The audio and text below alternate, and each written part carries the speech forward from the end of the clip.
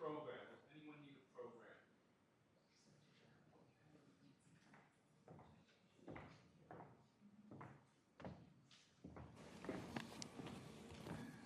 Well, my friends, again, good afternoon. Welcome to Friendship Village of Dublin. I'm Fred Arzola. I'm the chaplain here at Friendship Village. And we gather today to remember and to give thanks for the life of Becky Wooster. Come to me, all you who are weary and burdened, and I will give you rest.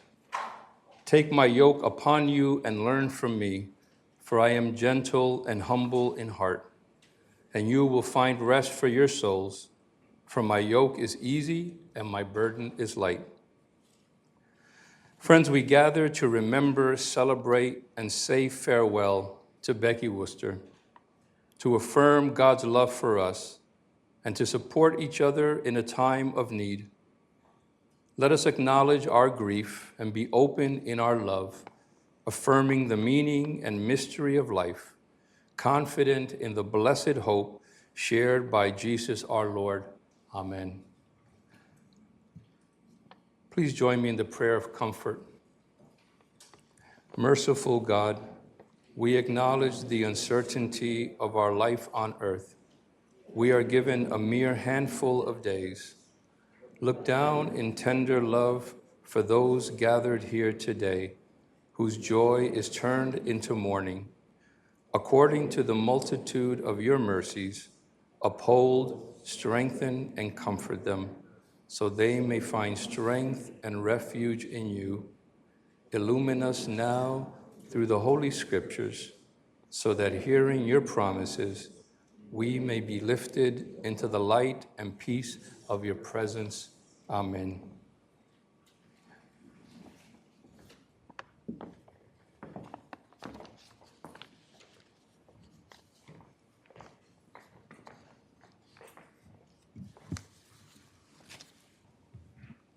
I'm going to read from 1 Corinthians 13, 4-7.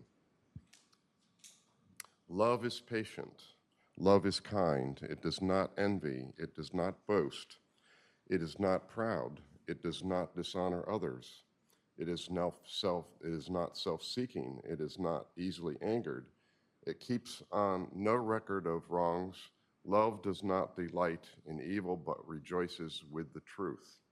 It always protects, always trusts, always hopes, always preserves.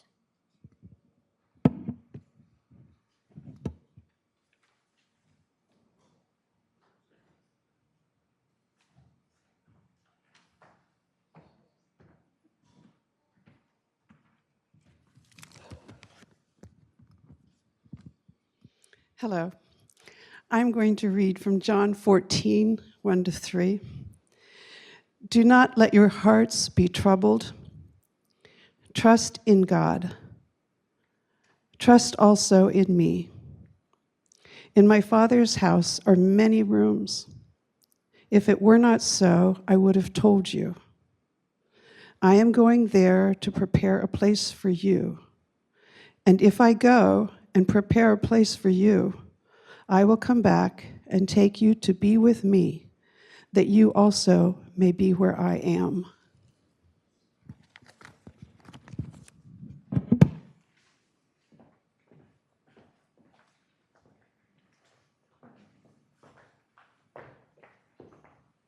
Hope I can find my notes. Right behind you. I'm going to put the laptop up.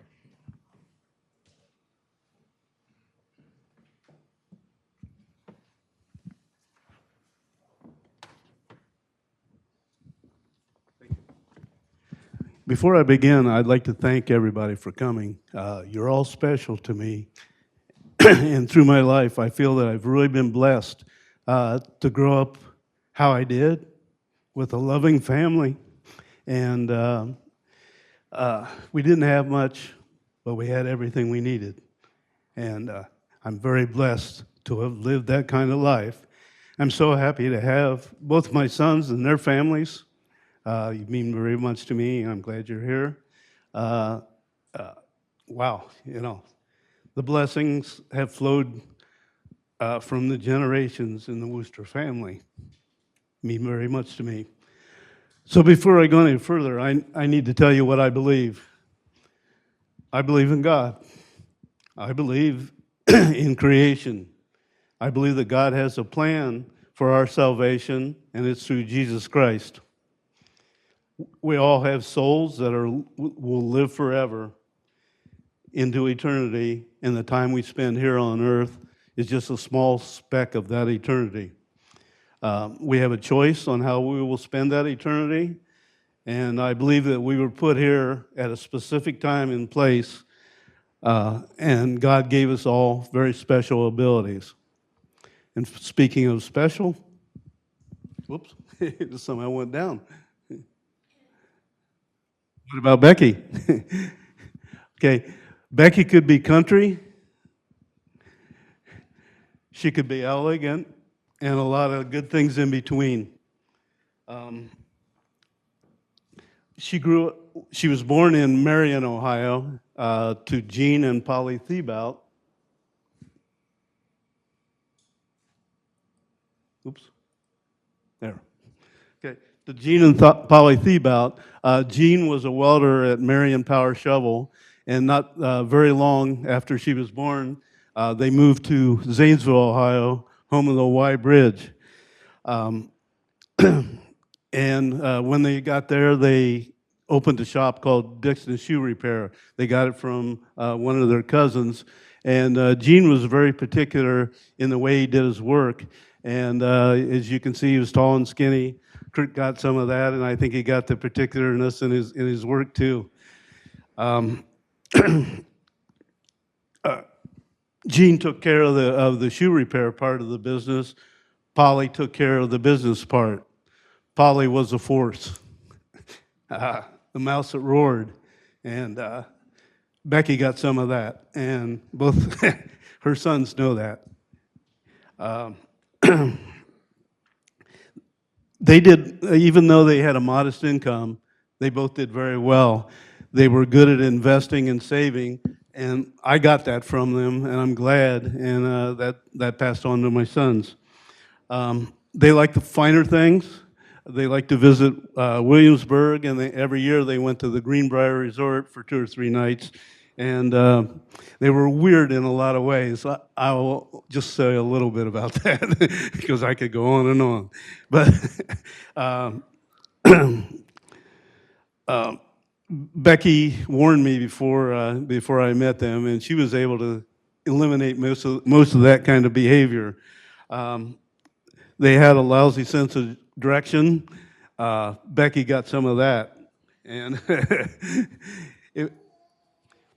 first time I went to Zanesville and they drove me around, I thought, man, this Zanesville is a complicated place. You can't get from point A to point B in a straight line. Well, I figured out only they couldn't get from point A to point B in a straight line. If point B was here and point A was down where my microphone is, they knew how to get to point C, so they drive there to there. And I calculated one time on my odometer that they went 1.4 miles too far to and from work every day. In a lifetime, thousands of miles. And it wasn't just to and from work. Everywhere they went, it was bad. Anyway, when Matt was young, we used to take vacations, and that came out because whenever we took vacations, you young people in here don't probably know what traffic maps are, but because you have GPSs now, but there used to be maps, and I'd ask Becky, where's our next turn, and she could never find it on the map. And Matt, when he was very young, learned to do math and read, and when he was about 7 years old, I think I handed the navigation duties over to Matt. He'd say, okay, it was mile markers, okay.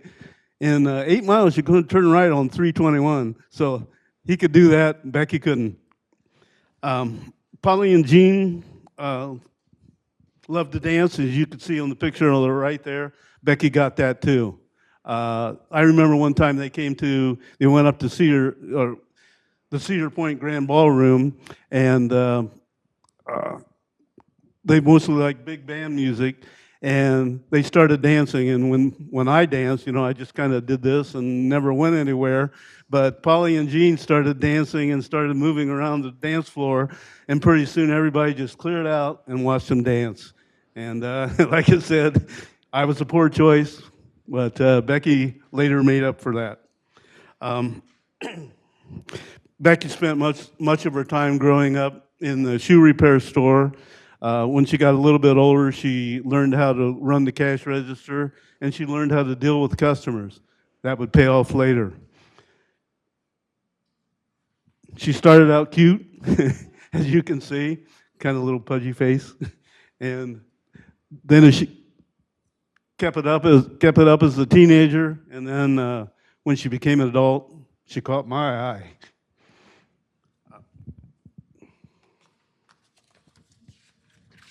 I redid this morning, so I'm kind of winging it. I hate it when people try to omit or change history, but Becky graduated from, so I'm not going to do that. When Becky graduated from Zanesville High School, she went to Ashland College, where she majored in elementary education. There she met Ed Taylor and married him. And Ed was from Huron, Ohio, and so they went back and they built a house at the edge of the woods, kind of between two of Ed's sisters' houses. And they both taught at in Huron City Schools. And a year later, I got a job at Huron City Schools in the same school that Becky was at, Shawnee Elementary School, and that's where I met her. Becky, after a year or two of teaching, then had Kurt. And I have to show you this next picture of Kurt. You'll probably love this one. I don't know if you know what's coming. But that's Kurt. Kurt at that age, that was him, and I could relate to that. Tall and skinny. He taped a bunch of pieces of aluminum together. It had a little net on the end, and he was hunting for crawdads. My sister Sandy can tell you, I spent a lot of time in that creek. That's the creek that runs in front of our house as we grew up. And if they ever wanted to find me, the creek was a good place to start. I'd be somewhere between Greenlee's and Fish and Game, and I spent a lot of time. So, Kurt, you're like me in that way. So Becky and I had met, and so a few years went by, and here I am, 29 years old, kind of directionless. I played volleyball 3 nights a week. I played on a couple softball teams. I did a lot of fishing. Mostly was just goofing off and had no direction. I knew I was always looking for somebody special, and my expectations of a person were up here, and I felt that my qualifications were down here. They didn't quite mesh up. But then one day it happened. I had taught the morning classes, and I had done lunch recess duty, and I was down in the gym trying to decide what I was going to do in the afternoon. And Becky comes walking down into the gym. Oh, hi. How you doing? And I remember it very clearly. She walked up, stood right in front of me. I don't know if Kurt's heard this, but she said, "Ed's cheating on me. I kicked him out. He's living." Kurt and Ed are living with Ed's dad. Would I like to do something with her? And I thought, oh. But anyway, she said I was fun to be around, and another thing that she felt that I was safe. So at 29 years old, single, not yet a believer, safe was not actually the descriptor I was looking for. But anyway, she was right. She was spot on.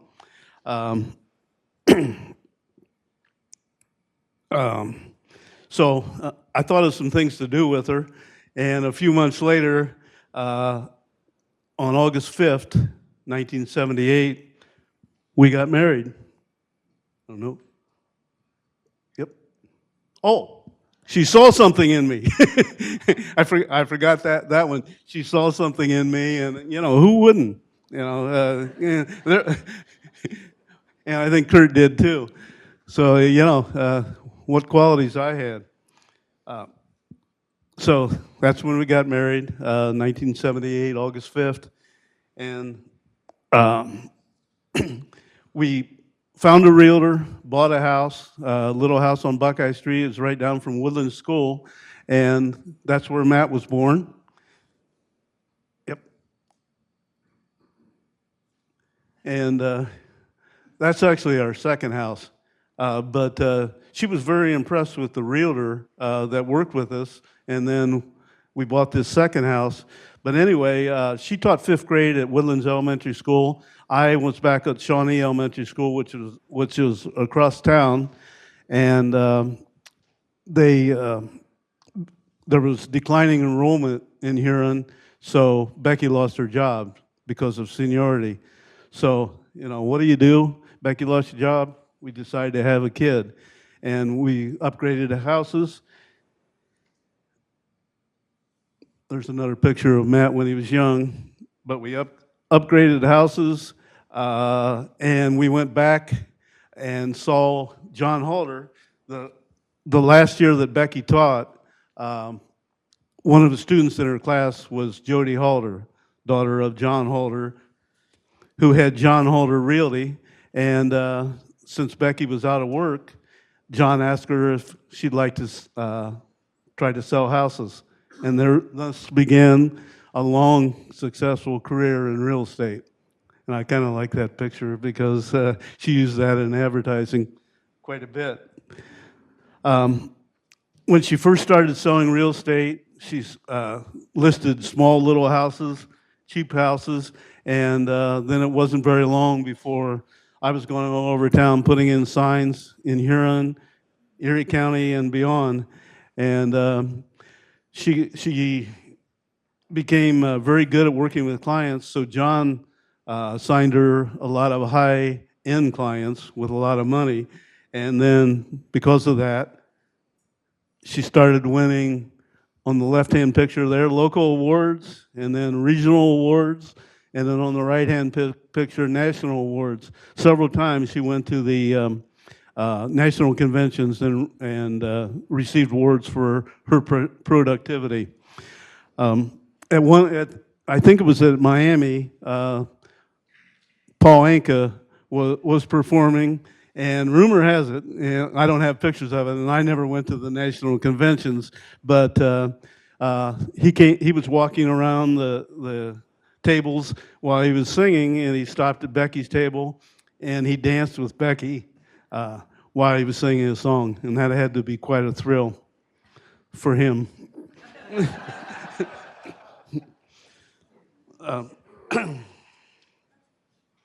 I have to say this about Becky. Ed kept his thumb on Becky, and because of that, he didn't get nearly what she had to offer. I let her go. I let her be herself. She became very successful, and for the first time in her life, when she was living with her parents, her mother was very dominant, and then she had Ed, and I let her go, and some really good things started coming out with Becky.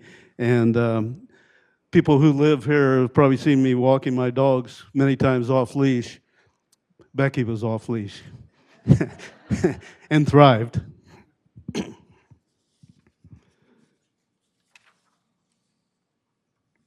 I'm way ahead of myself here. Becky advertised in a lot of different ways and sponsored a lot of things. Kendall and Jake and Chase, I think you used to go to, she sponsored down at the Lakefront Park Easter egg hunt. And I think they probably all took part in that. Another thing she did, in our neighborhood, she hired she got a horse and a sleigh and took people for rides around the neighborhood, back to the country again. Not only was she good at selling houses and successful in making money, but she very much was into serving other people. And you may have seen in the obituary there that the Sandusky Hospital honored her in year 2000 for her service to the community, and she was considered one of the women of excellence in the Sandusky community. And you can see all the volunteers in her obituary volunteering that she did. As they got older,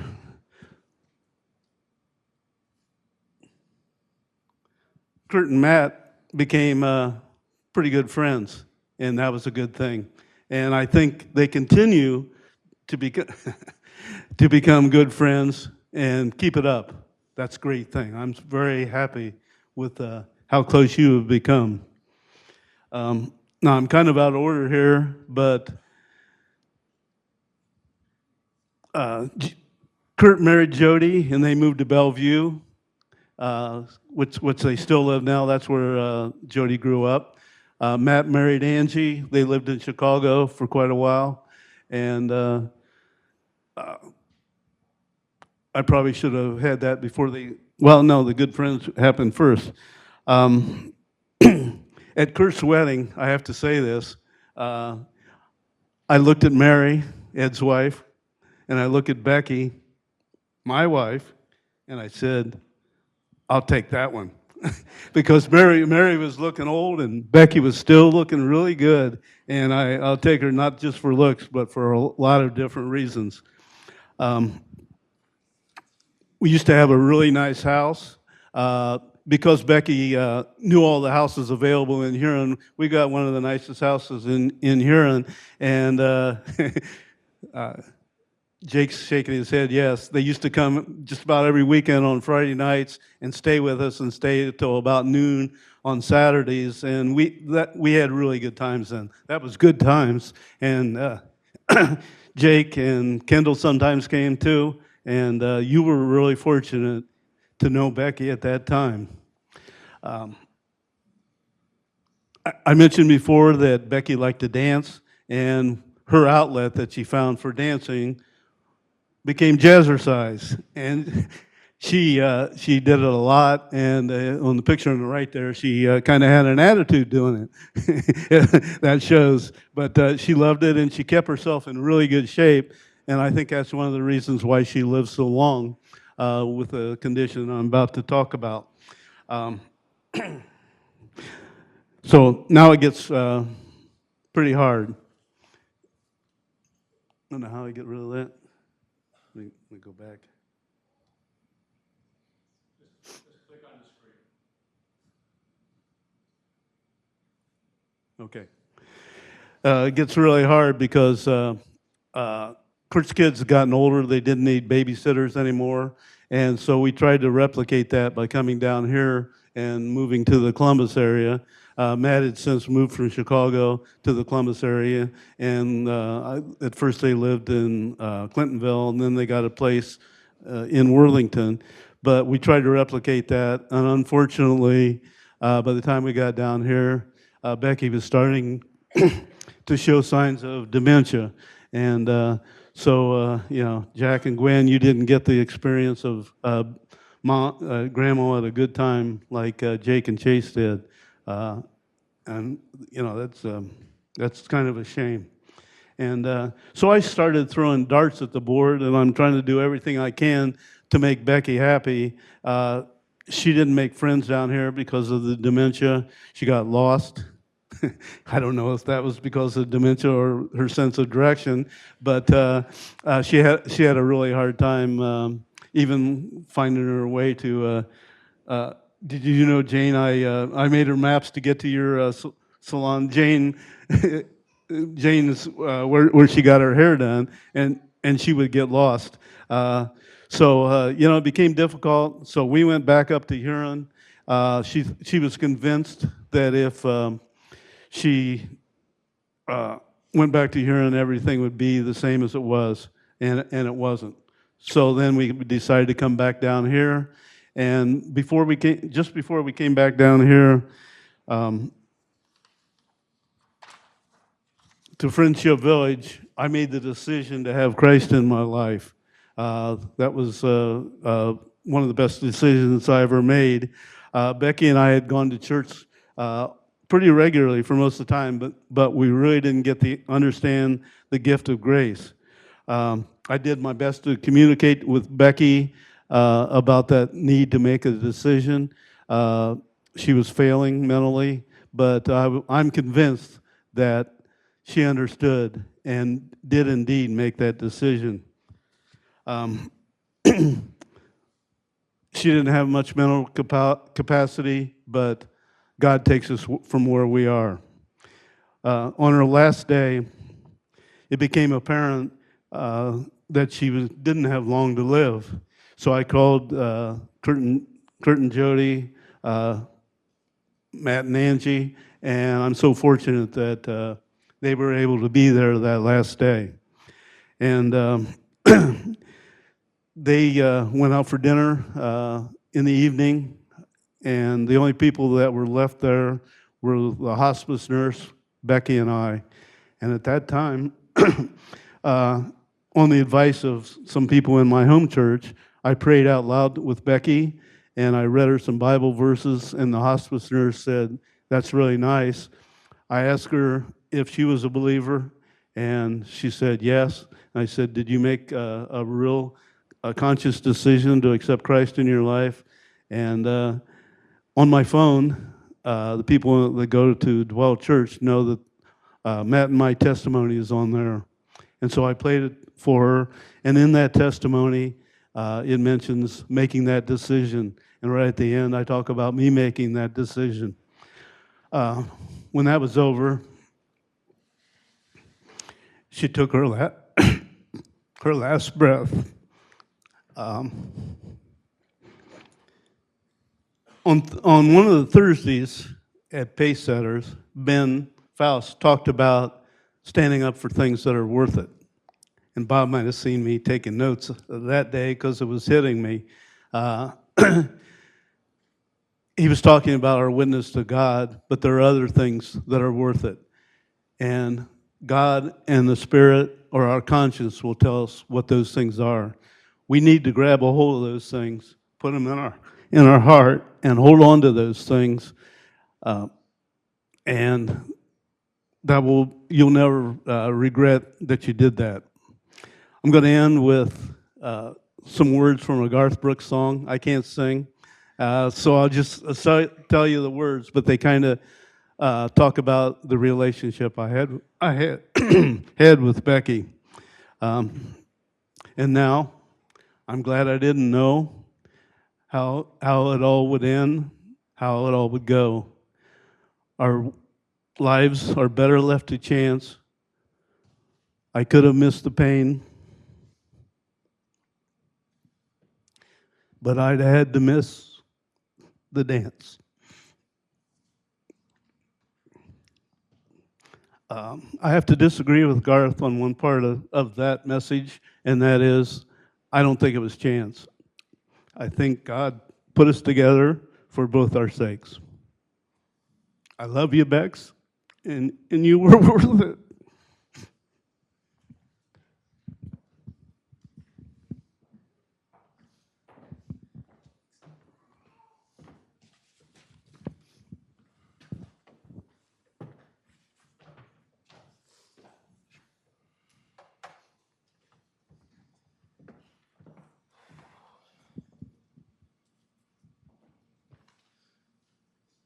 Hi, everybody. I'm Matt. I'm Becky's son.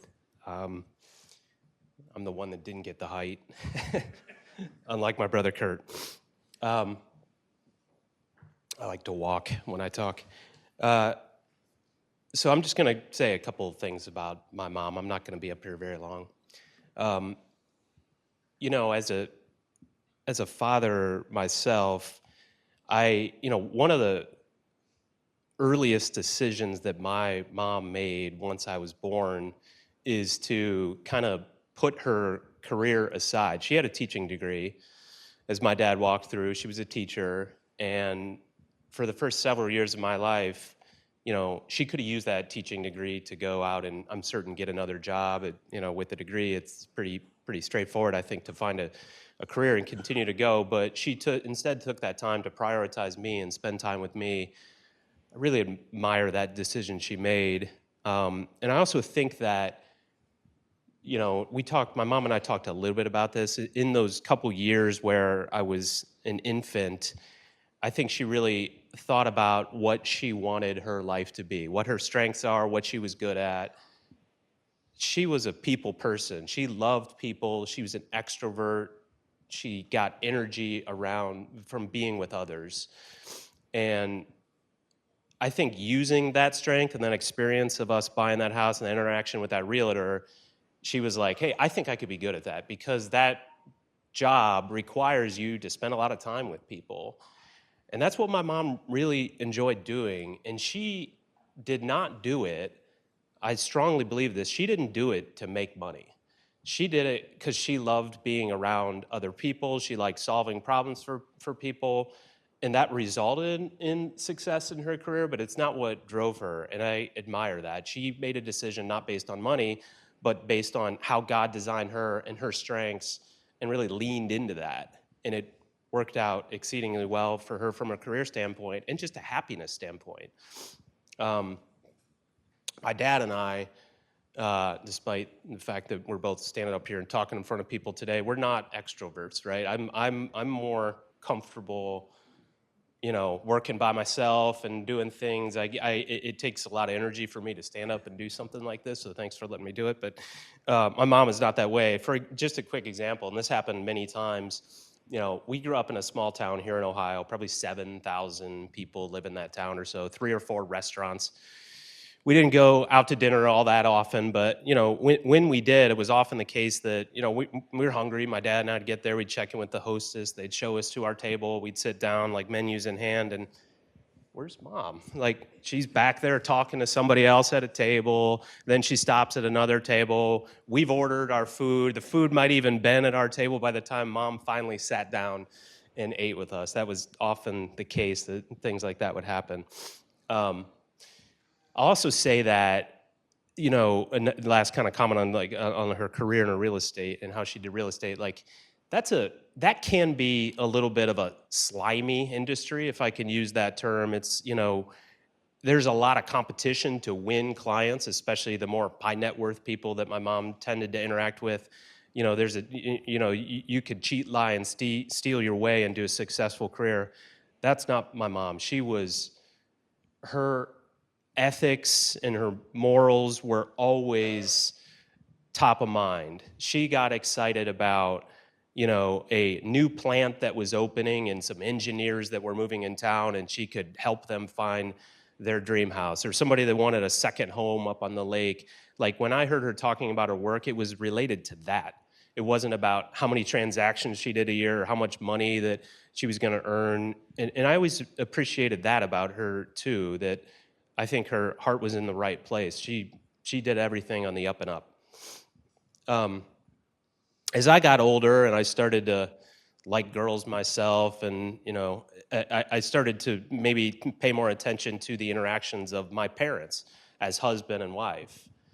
And Bob read the Corinthians verse that that Paul wrote to the Corinthian church, and Paul talks about love, and I'm married. My wife and I are married. We have a wonderful relationship. We've been married 17 years. We disagree on things, and sometimes, we disagree on things in front of our kids. But I think we have an extremely healthy, strong relationship.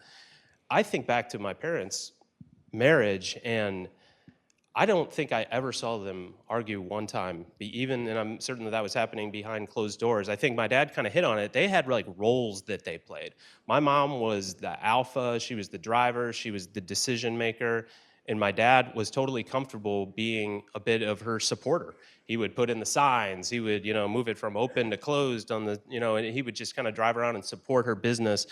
But that was in everything they did, like where we would go, where we would eat. He completely deferred on all of that, and that worked completely well. So, they were a wonderful model for me as a young person about love being patient and kind and not holding a grudge or keeping score. So thanks for that, Dad and Mom. As my dad said, like we both became followers of Jesus. It was in spring 2014 for me. It was the best decision I've ever made. And so the last thing I'm going to end is, I think a lot about heaven as it relates to my relationship with Jesus, and especially over the last 2 weeks, I've been thinking about my mom as it relates to heaven. And man, I am so excited for that day when I get to go up there and be there with my dad, and the rest of our family, and hopefully all of you there too. And she's going to have a perfect body and a totally lucid mind, and we can be together and cry and laugh and celebrate all of the amazing things that have happened in this life. That is so motivating for me, especially as I continue to go through this earth. Like, let's keep talking about all the amazing things we can talk about in the stories that we're going to be able to celebrate in heaven. That's so motivating to me. And so the last thing I'll say is, God, thank you so much for my mom. She was the best mom I could have ever asked for. That's all I got.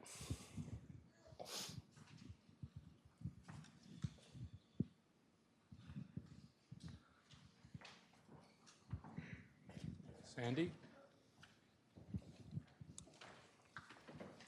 Let me get, do you want to stand or do you want to sit over here?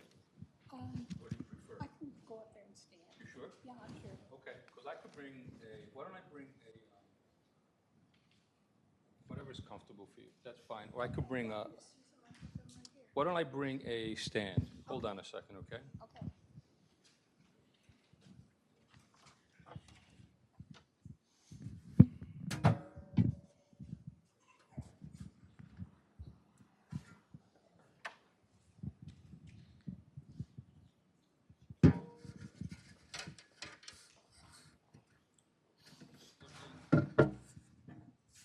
We're recording the service, and I want to make sure that we get you in the service.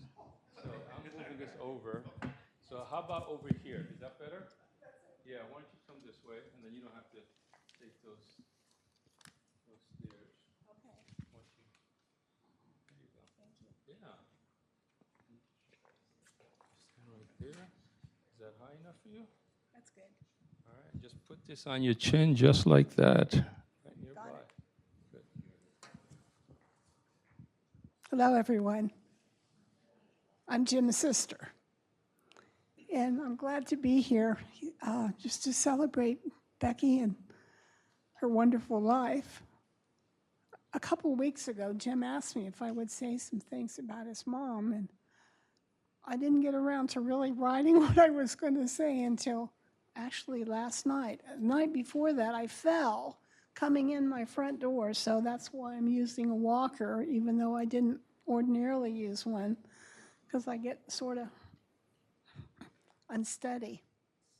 But my little brother is special to me. And I've always called him my little brother because he was born premature, and so he was a tiny little thing, and he had yellow jaundice. And our local doctor made my mom feed him raw egg yolks every single day to help him get over that. And so he's always been my little brother. But I was very fortunate to hear that Jim had found a cute little gal to marry, and her name was Becky.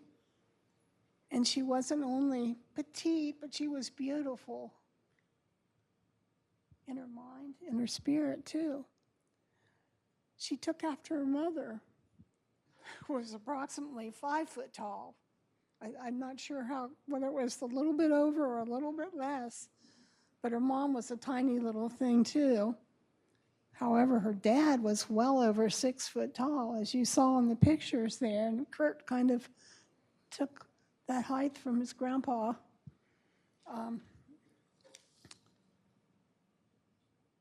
Her parents well, and a lot of this is going to be repeats of what you've already heard, but her parents ran a shoe shop, a repair shop in Zanesville, and Becky spent her after school hours there every day. And even her summer, she spent there in the shop. And her mom taught her how to operate with the customers, and she learned a lot. You know, we don't all have to work in our summer vacations, but Becky did.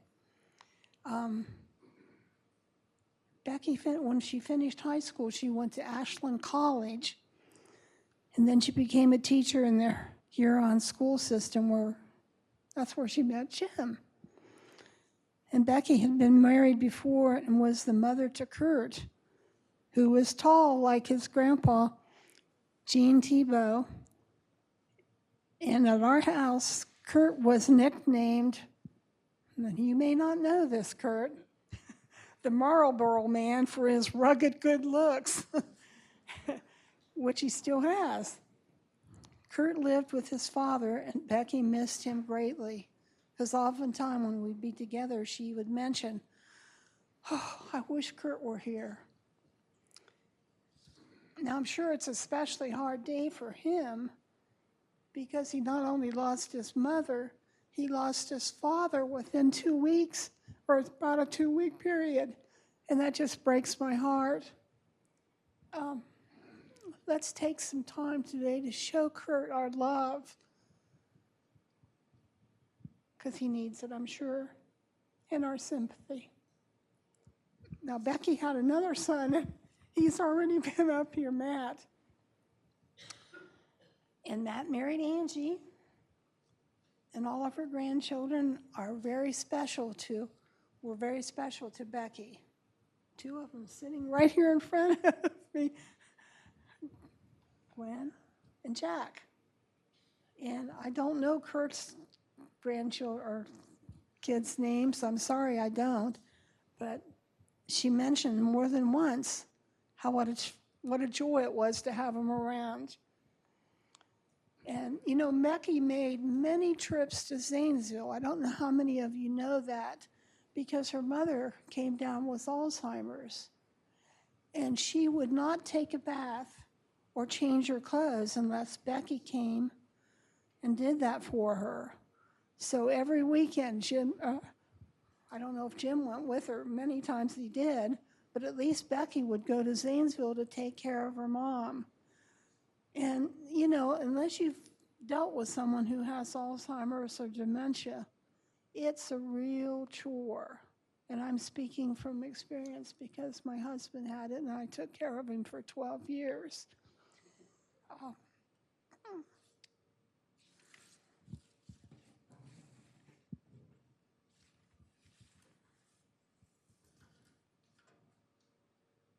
It was really hard for Becky to travel back and forth to care for her mother. And unfortunately, after her mother passed away, her dad came down with dementia or Alzheimer's, and once again, she was making the trip to Zanesville. Now, can you imagine that? Both of her parents had problems, and that's just so difficult. But you know, that tells you a lot about what kind of a loving person Becky was, just to make those trips and to show her love to her parents. Becky left her teaching job, which we talked about, and became a realtor, and she was really good at it, as we already heard. And Jim also worked with her in sprucing up some of the houses or the landscaping around the houses to make them more saleable. And as a result, Becky was able to quickly sell a number of the homes over and over because of their turnover. There were a lot of executives that worked for Ford Motor Company and GM and stuff in that area, and they kept switching their people around. So Becky had a good reputation for selling those houses, so she sold some of them over and over again. Now that shows you how good she was at what she was doing. And Jim was right there working with her. Now, eventually, Becky began to show signs of declining memory. Well, I'm right there with Jim on that one. I know all about that. And that's when they purchased their home here in Friendship Village to help provide for her long-term care for as long as she needed it. Now, it wasn't too long after Jim and Becky moved into their new home that Becky fell, striking her head against the mantel. And that didn't help her Alzheimer's at all. Matter of fact, she got a brain bleed as a result of that, and she was in Riverside Hospital for several weeks trying to get over that. But she was never the same after that fall. You could tell the difference just being around her, how much it had changed her.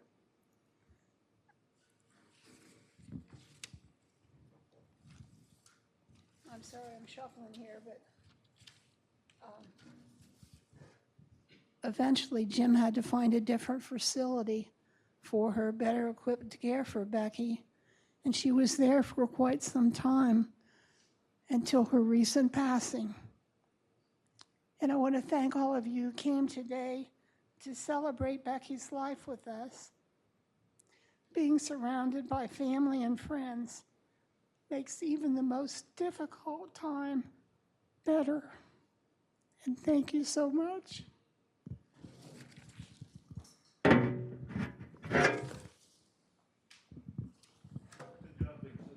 Oh, thank you.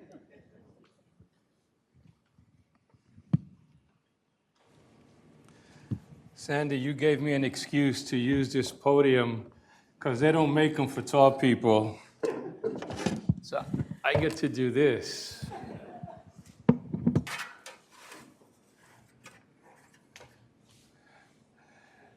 Jim, Matt, Kurt, Sandy, to Becky's family and friends, on behalf of Friendship Village of Dublin, please accept our deepest condolences on your loss.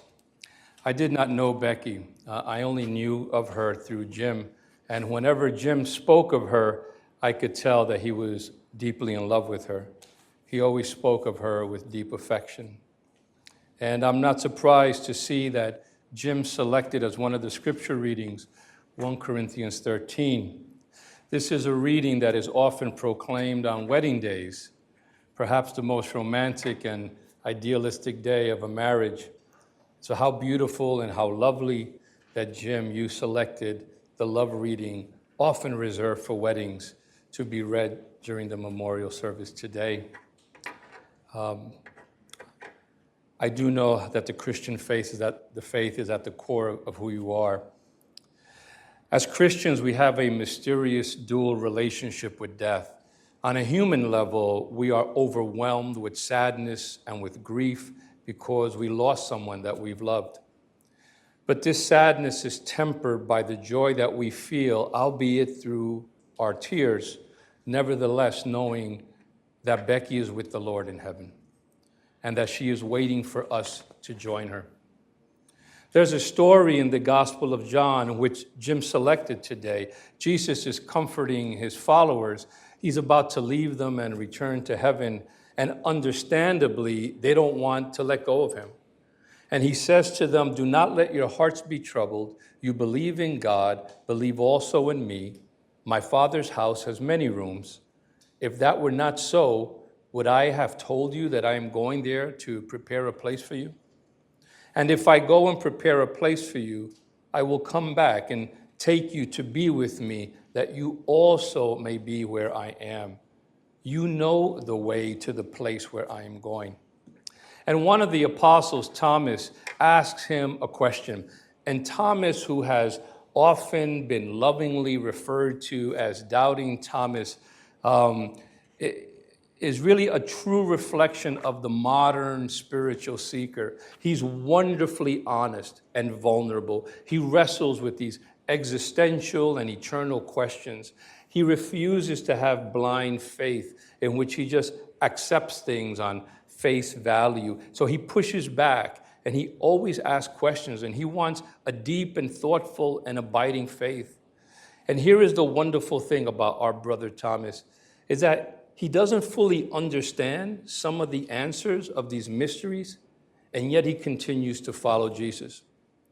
As Christians, we too ask questions and don't have all the clear answers. And also, spoiler, we disagree and passionately argue with each other on what the correct answer is. Isn't that shocking?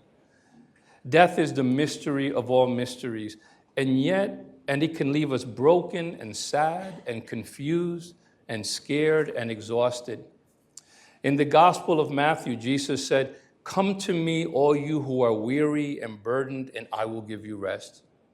Take my yoke upon you and learn from me, for I am gentle and humble in heart, and you will find rest for your souls. For my yoke is easy and my burden is light." For Christians, we are grieving. Like Thomas, we place our faith in Jesus and find strength and hope in his teachings. And so in his wonderful curiosity, Thomas asked Jesus the question that we're all wondering. How do we know where we are going? How can we know the way?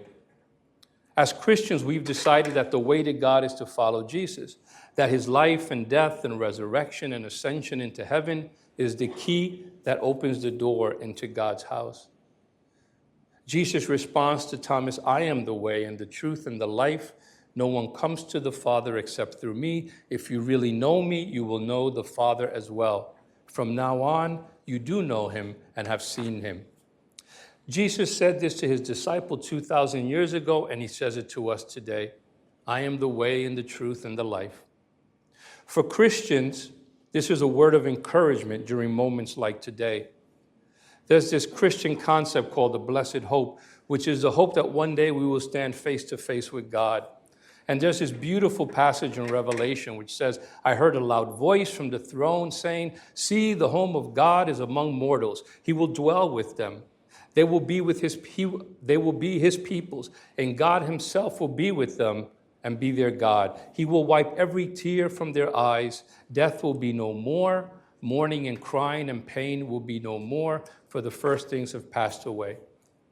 My friends, this is the blessed hope, a great mystery of the faith, that even though we cry today, it is tempered by the eternal joy of tomorrow. And this blessed hope for us is no longer a hope for Becky, for it is now her reality, for she has reached the goal of the Christian journey. We believe that Becky is experiencing the fullness of Psalm 103, for she is praying right now, "Bless the Lord, O my soul, and all that is within me, bless his holy name."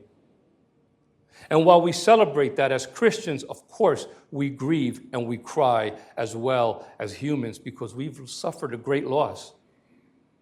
Becky now has better health than all of us put together. She has put on the cloak of immortality, a gift that Christ has given to her. And we stand on the words of 1 Corinthians, "Death has been swallowed up in victory. Where, O death, is your victory? Where, O death, is your sting?" But thanks be to God, he gives us the victory through our Lord Jesus Christ.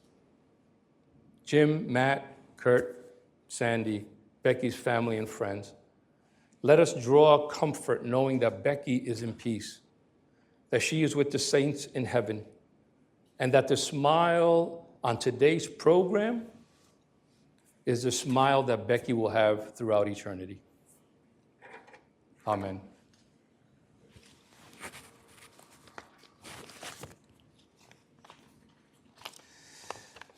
I kind of jumped the gun here. Usually we open up the microphone for people to share. And so I'm going to, if you'd like to share a reflection, a thought about Becky, you're welcome to come forward, or I can come to you and bring the microphone to you, whichever you prefer. Is there anyone that'd like to share a thought?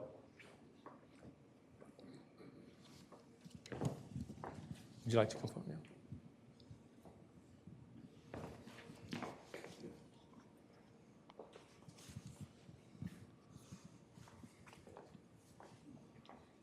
You can go right up there if you like. Can? Yeah, sure.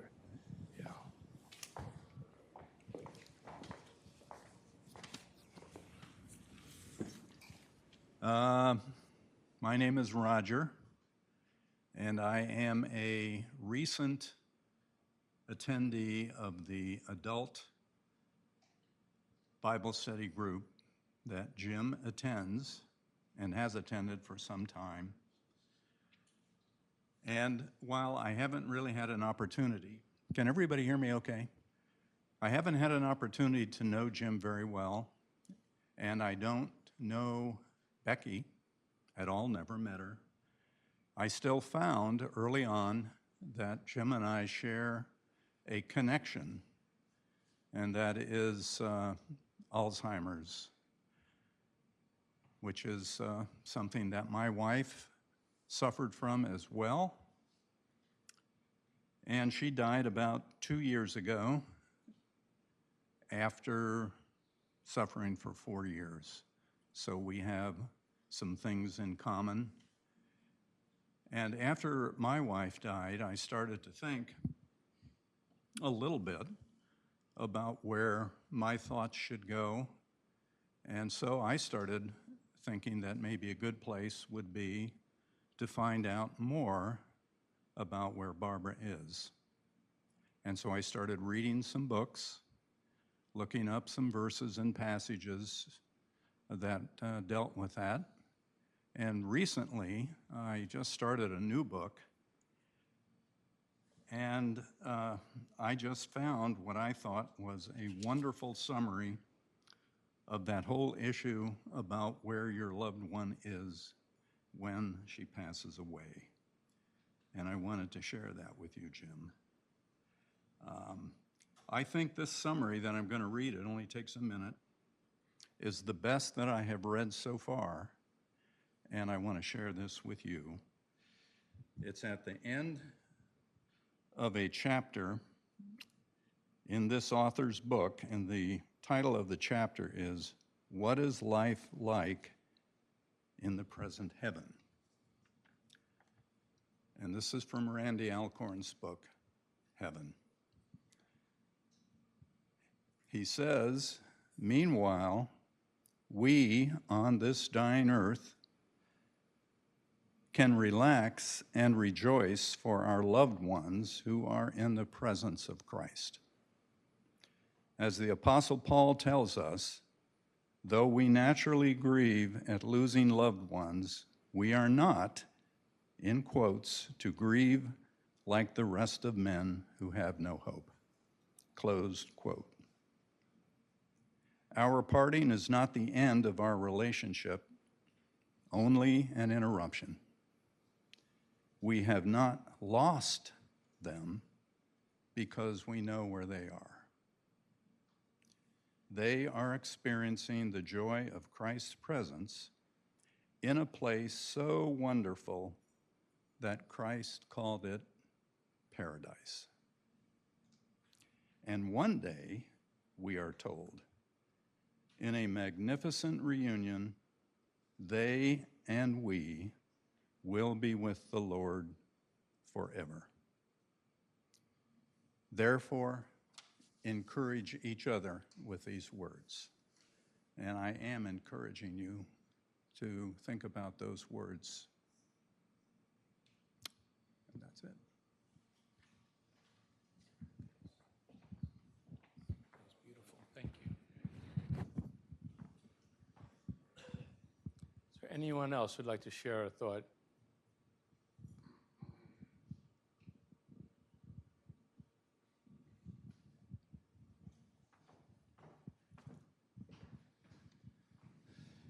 Well, please join me in the Lord's Prayer. Our Father, who art in heaven, hallowed be thy name. Thy kingdom come, thy will be done, on earth as it is in heaven. Give us this day our daily bread, and forgive us our trespasses, as we forgive those who trespass against us. And lead us not into temptation, but deliver us from evil. For thine is the kingdom, the power, and the glory forever. Amen. Before we say the final prayer of thanksgiving, Just want to remind you that invited guests, first to please come forward and to greet the family, and then guests and family members will remain for some drinks and some food. Loving God, we thank you that for Becky, death is past and pain is ended. We have hope that she has entered the joy you have prepared in the company of all the saints of Christ. Give us faith to look beyond touch and sight. Give us faith to look beyond touch and sight and seeing that we are surrounded by so great a cloud of witnesses. Enable us to run with perseverance the race that is set before us. Bring us at last to your eternal peace. May the Lord bless us and keep us. May the Lord's face shine upon us and be gracious to us. May the Lord protect us from all anxiety and bring us to everlasting life. Amen.